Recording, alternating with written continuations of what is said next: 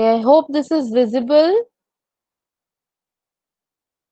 Is this visible, students? Someone please tell me. Yes, ma'am. Yes, ma'am. Yes, ma'am.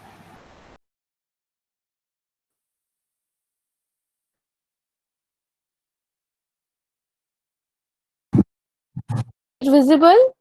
Study about risk and CISC. Risk is reduced in set instruction set architecture. Oh God, people keep coming. Okay. Reduced instruction set architecture, that is risk. And CISC is complex instruction set architecture. See, follow the names. What in the name is written, the meaning is hidden there. Reduced instruction set. What does it mean? The instruction set of the architecture should be reduced. That means the number of instruction should be less. And complex instruction set. That means the number of instructions are high. That means the number of instructions are high. So the main definition of reduced instruction set architecture is the main idea behind is to make hardware simpler by using an instruction set composed of a few basic steps for loading, evaluating, and storing operations, just like a load command will load data, store command will store the data. See, in reduced instruction set architecture or RISC, it is limited, the instructions are limited with load and store data. So whenever we are loading and storing all the operations, and there are more, some few operators are there, but mainly it is organized with load and store. Whereas for complex instruction set architecture, the main idea is that a single instruction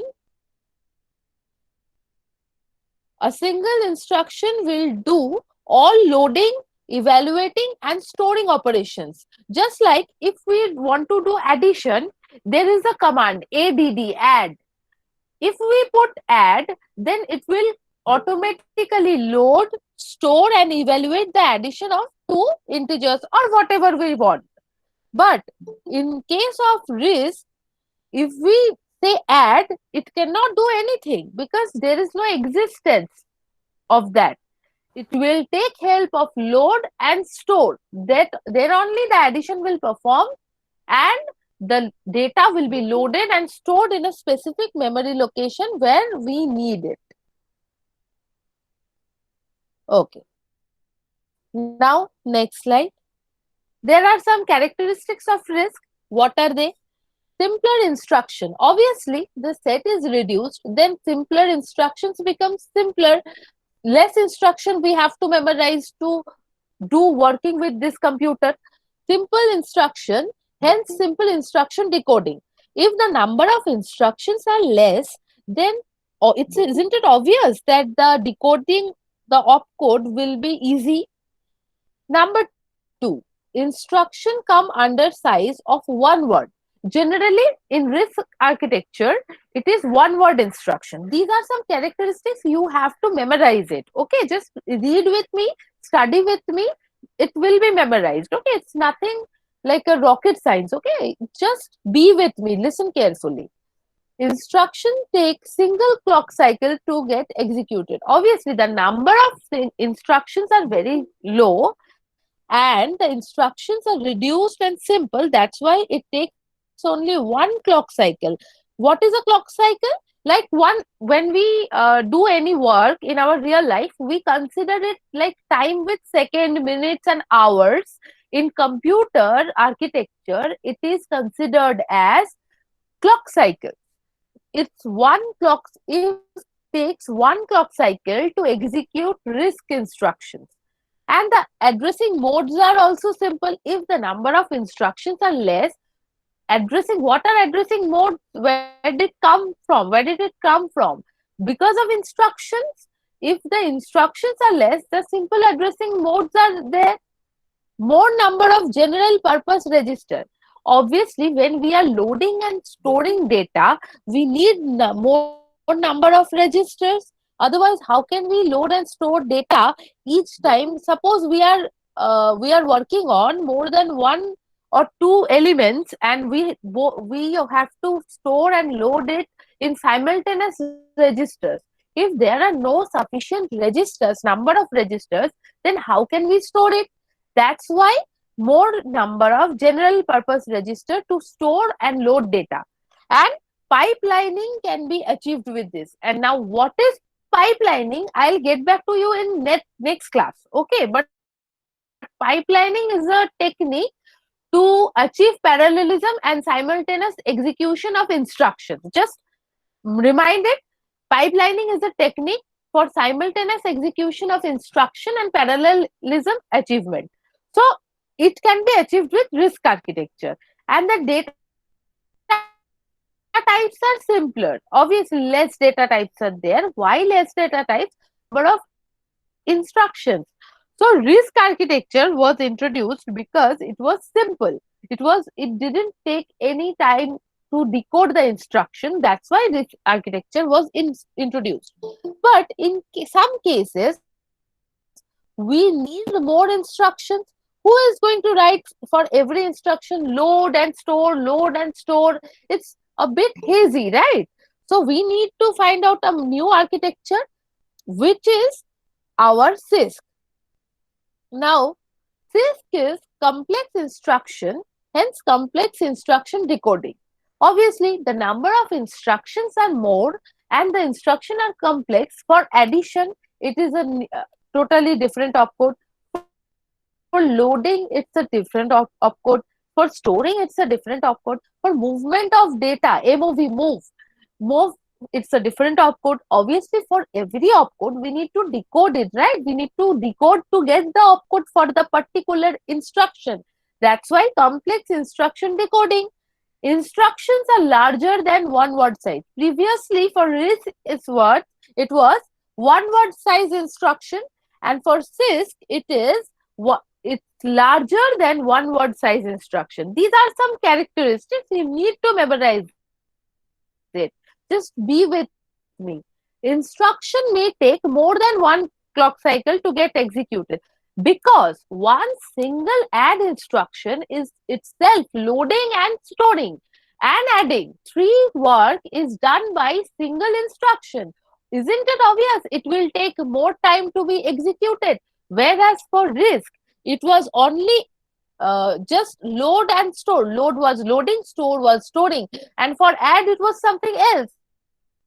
So instructions were, you know, simpler. That's why it was taking less time.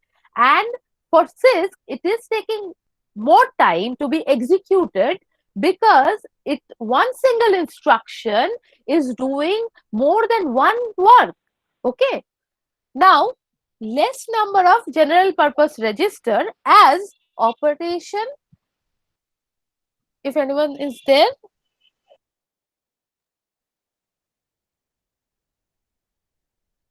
okay, I guess no one has any questions. Okay. Less number of general purpose registers as operation get performed in memory itself. Whenever we are using more instructions, listen carefully. Two main big difference. In RISC, we use general purpose registers. Instead of memory, we do the work in registers. But in CISC, what we do, we use memory to perform the instructions, to execute the instructions. That's why it takes less number of general purpose registers. I think number 5, complex addressing modes. Obviously, when you have a large set of instruction, then you have to put a complex addressing mode because every instruction has its own addressing mode, more data types. Isn't it obvious? I have told you earlier that for RISC, it was less data type because the instructions were less, and complex instruction set architecture can handle more than RISC architecture's instruction set. That's why it can provide more data types. Okay. Tell your Ma'am, friends not to come anymore. Okay. ma'am, Oh, could you yeah. explain what is Tell me. addressing modes? Addressing modes. Yeah, Ma'am has explained addressing the mode. point. Yeah, addressing mode is a type. Addressing mode is a type. Whenever we are using an instruction, we are what we have an operator and two operands, two or one operand. It depends on the instruction. What is this doing? Suppose we are adding that add A and B. Whenever we are adding A and B, there need to be specific about where is A situated and where is B situated and where the result has to be stored. Addition result has to be stored somewhere until and unless it's very useless why we are adding it.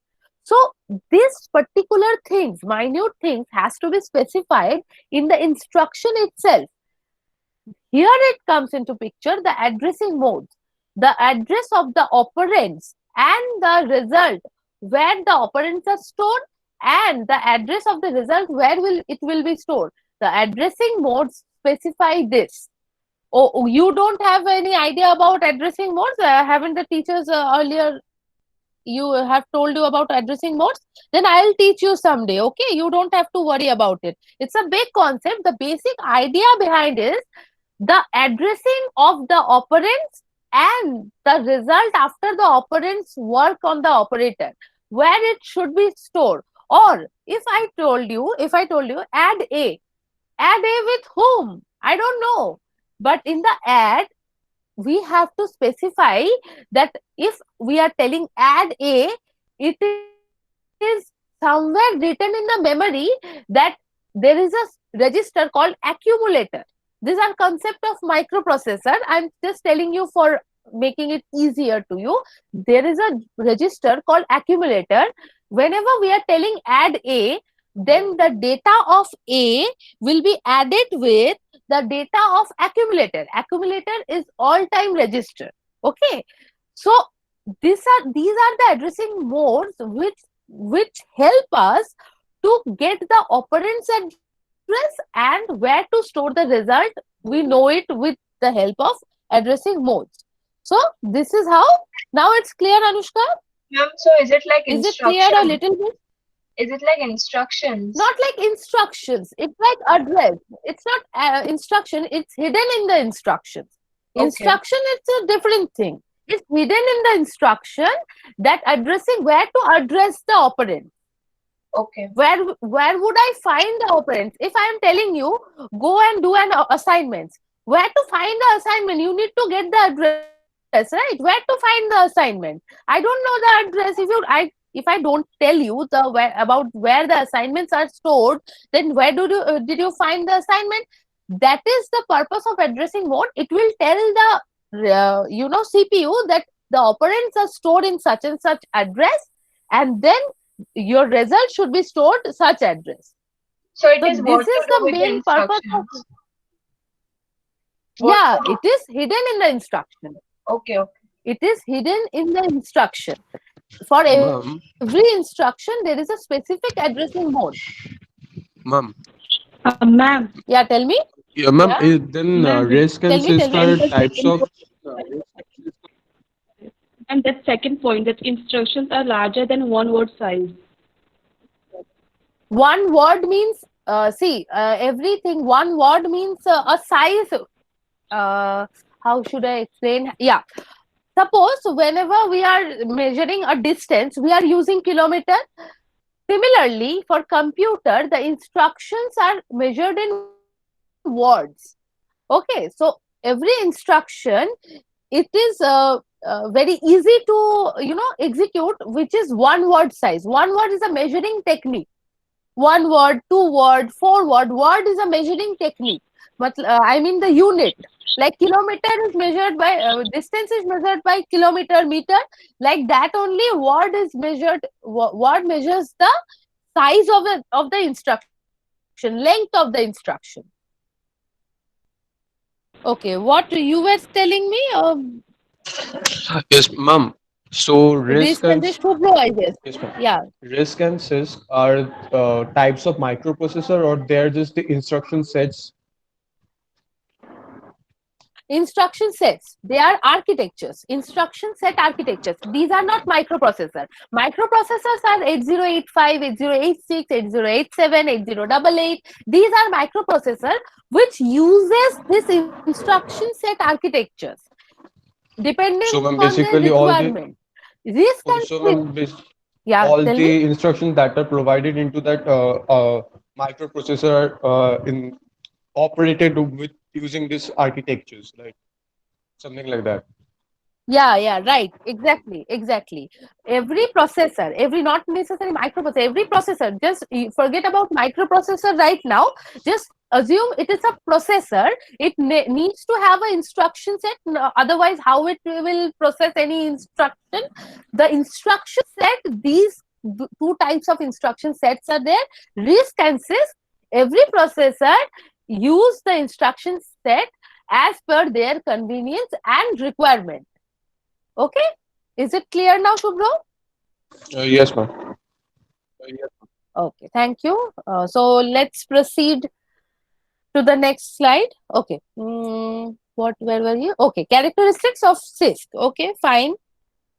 Now, example. I have taken one example.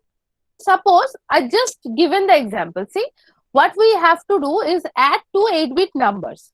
For CISC approach, there will be a single instruction of add which will perform the addition. But for RISC approach, we have to use load and store. For every process, it will be divided in parts. Otherwise, the result wouldn't be stored, and there is no point if the result is not there to use. So that's why RISC or CISC are two different approaches. The basic difference you have got it. The complex instruction set has larger instruction set, more addressing modes, more data types, and less registers. And the reduced instruction set has more registers, less data type, less instructions, and small instructions. So here is a comparison.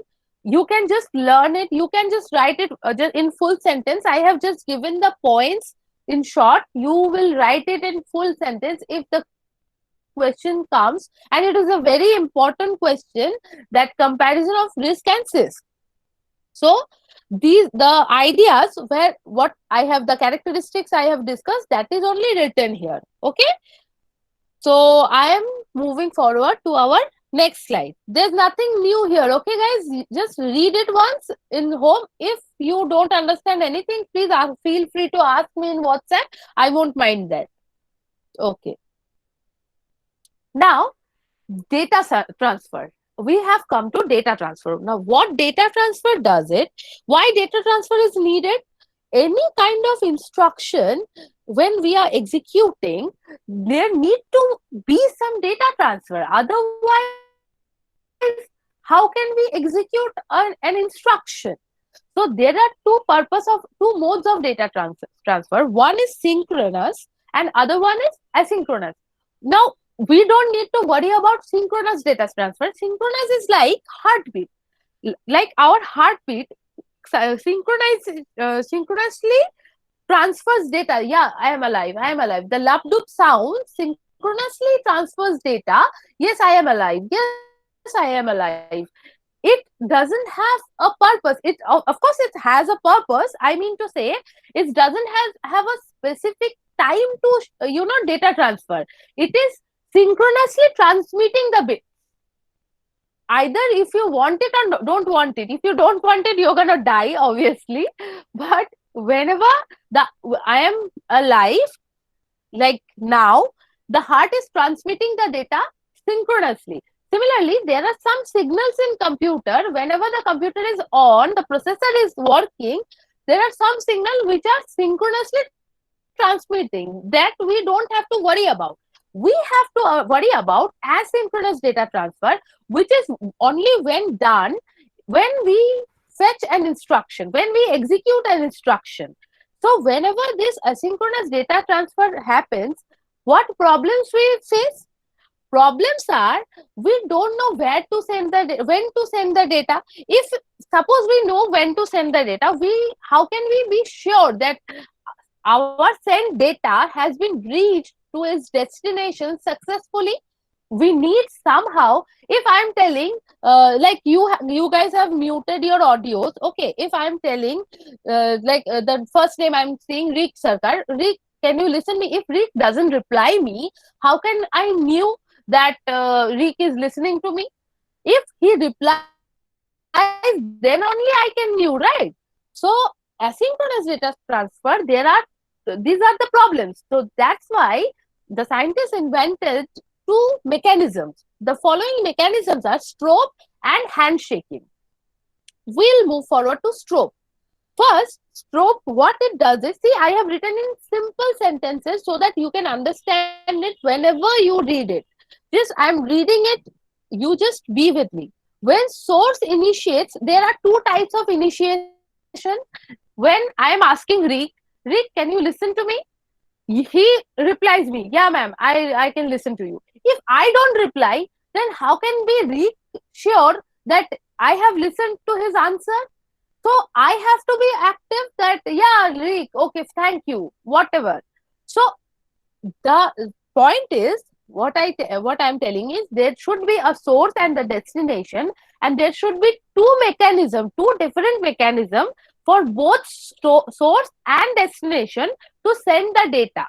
That's why the source initiated strobe is there and the destination initiated strobe is also there. For the source initiated strobe, when source initiates the process of data transfer, strobe is just a signal. Okay, we just signal that, yeah, I have to send data. First, store puts the data on the data bus. This is the data bus. Okay, this line. Hope you can see the pointer. First, source puts the data on the data bus and on the strobe signal. Okay, source has the power to on the source signal, strobe signal, as it is sending the data right now. Destination, on seeing the on signal of the strobe, read the data from data bus. Whenever destination sees that, oh, okay, this signal is on, then I have to read, there is something in the data bus. That means I have to read it. After reading the data bus by the destination, strobe gets off. Whenever the destination reads it, once the read it done, the strobe gets off. Now, for destination initiated strobe, what is it's done is, first the destination, now the destination may have some data to send the source or acknowledgement to send the source. So now, first the destination on the strobe signal, now the power is in destination's hand. For source initiated strobe, it was in the source that strobe will on or off. For destination initiated strobe, the destination has the power to on and off the strobe.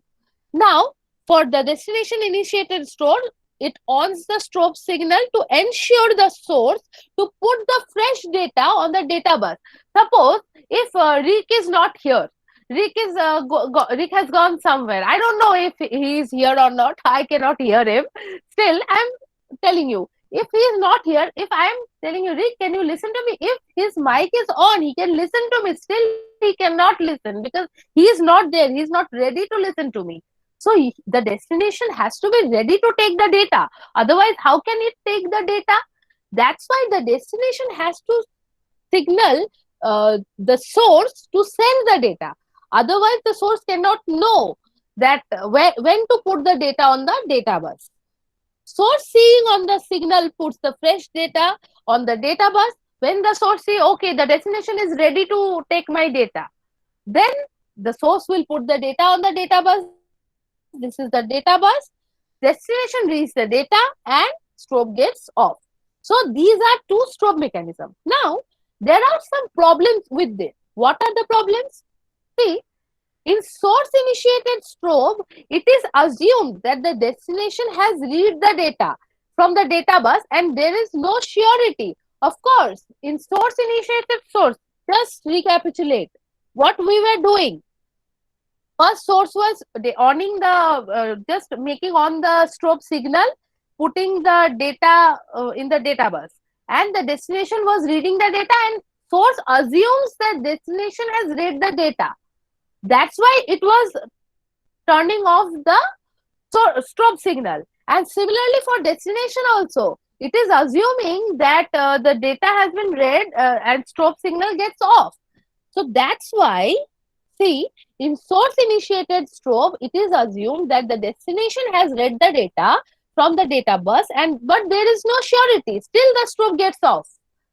And the destination initiated strobe, it is assumed that source has put the data on the data bus, but there is no surety. I am telling that, please, Rick, tell me something. I am telling you, but if Rick has told me something or not, how can we know if suppose Rick is not there? So these are two problems we don't know. There is no surety about. There is no basically synchronization about the surety of data is being read or data is being sent in the by the data bus. That's why these problems are resolved by handshaking. Now, welcome to handshaking concept. What is handshaking? Please wait for a while. Okay. What Ma'am, is handshaking? Again, there's, yeah, tell ma'am, me. before you start, I have a question. So, like that, let's take the example of alarm system. So, Yeah, I can like, will it be an example yeah. of asynchronous, synchronous, or strobe?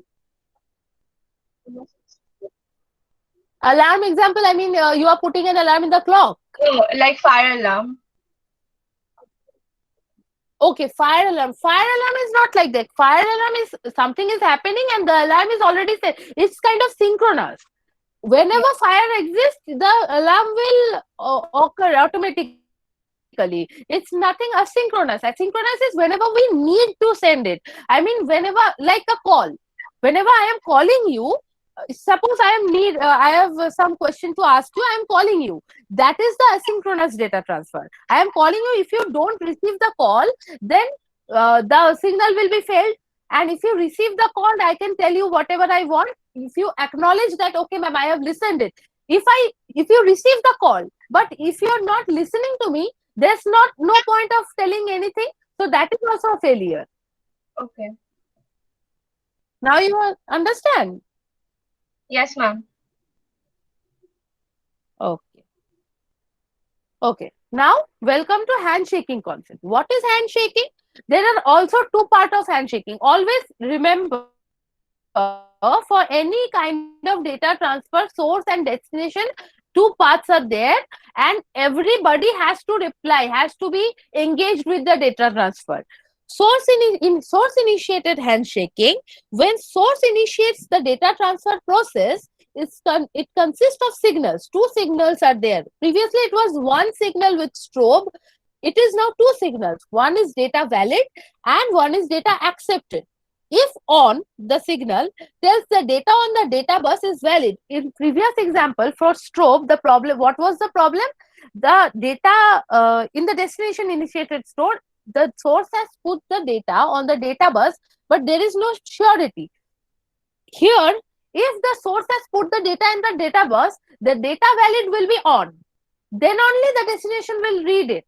Therefore, it's a valid data on the data bus. If the data is accepted, then the signal is on data accepted. If it is on, then it tells the data is accepted. Otherwise, if it's off, then it's not accepted. Okay. Now, source initiated that handshaking is source place. What it does, just read the steps carefully. There are three lines. Previously it was two lines, one for strobe and one for data bus, but it has two signal. The handshaking has two signals. That's why here are two lines, one for data valid and one for data accepted. For source initiated handshaking, source places the data on the data bus and enable the data valid signals. See, I have put a valid data on the database. Now it's your turn to read it. The source initiates that. Destination accepts the data. When destination saw that the data valid signal is on, it accepts the data from the data bus and enable the accepted signal. Listen to me carefully. First, source places the data on the data bus, enables the data valid signal. When destination see that, oh, okay, data valid signal is on, now I have to read the data. I have read the data, now I have to acknowledge to the source that, yeah, I have read the data. Then it turn on the data accepted signal. After this, disable the data valid signal means data on the database is invalid now. Obviously, if the data valid signal is on, what will the destination think? The destination will think that the data is still now in the data bus. So we need to turn off that. The source turns off the data valid signal when it gets the data accepted signal from the destination. Now, when the destination sees the data valid signal is off, destination disables the data accepted signal and then the process ends. So it's why it's called handshaking. Whenever we handshake with each other, see what happens. I put my hand forward. Someone else is putting their hand forward, and we just meet and we shake our hand. Okay, it's done. This is how the process goes. That's why it's called handshaking. See, source and destinations are so synchronized with each other. That's why it's called handshaking. First, what it's do, source puts the data on the data bus and enables the data valid signal. Then destination see the data valid signal is on, reads the data and enables the data accept signal. Now source is seeing that data is accepted. Now I have to disable the data valid signal. Now destination has saw that, oh, okay, they have disabled the data valid signal. Now I have to disable the data accepted signal. This is how handshaking, isn't it so beautiful? Now, for destination initiated handshaking, it was source initiated. Now, for destination initiated, when the destination is free to take data, for request for data, destination initiated handshaking, when the destination initiates the process of data transfer, there are two signals again here, request for data and data valid. Previously, it was data accepted and data valid, and this is now data valid and request for data. When destination is ready to receive data, request for data signal gets activated. When destination is ready to receive data, request for data signal gets activated. It turns on. Source in response, so when source sees the signal, puts the data on the data bus and data valid signal is on. Destination then accept the data from the data bus. After accepting the data, the request for data will be disabled. Okay, I have requested to send Anushka for her roll number. If I get it, I told Anushka, okay, I have found it, Anushka. You don't need to send it more. Then Anushka will not send me, like that only. Destination then accepts the data on the data bus, and after accepting the data, the request for data signal will be disabled. And at last, the data valid signal will be disabled, because when the source is seeing the request for data is off, then I need to disable the data valid signal. So these are two mechanisms which we use to handshaking technique. So to make it sure everyone is getting the data properly. Okay. Okay. Now there are some topics you want to study today, or I'll just continue next class. This will not end today. It will be continued in the next class. So what do you want to do? Just tell me. Anyone? Ma'am, next class. Please respond. Next class. Okay. Ma'am, next Everyone class. else is wanting that. Ma'am, Ma'am, next next, class. ma'am, next Okay. class. Just 20 to 25 minutes of study. Fine. This is a new topic actually. That's why I was asking you. Otherwise, I won't ask you. And this is not ending today. This particular, I'll send this slide, but you don't, you guys don't study from 15 to last slide. Okay. This is in the next class. I'll continue and just complete the IO. Okay. Ma'am, so all Okay. this will come in mid-sem. Obviously, whatever I am teaching you, it's gonna come in mid-sem, dear. That's So I have what been if, instructed like, for. so the week before mid-sem, if something new is taught to us, that will also come. Maybe I'll ask my senior madams to tell me what to do. Can I you know please I was a confirm the student in syllabus? back home. Okay, I'll just ask SLC ma'am. I know what you're facing. I have faced it till last month, so I can understand your feeling right now. Okay, fine. I'll just Okay. continue this in next class. No issue. Thank you, Just ma'am. wait. I'm giving you the. Yeah, well.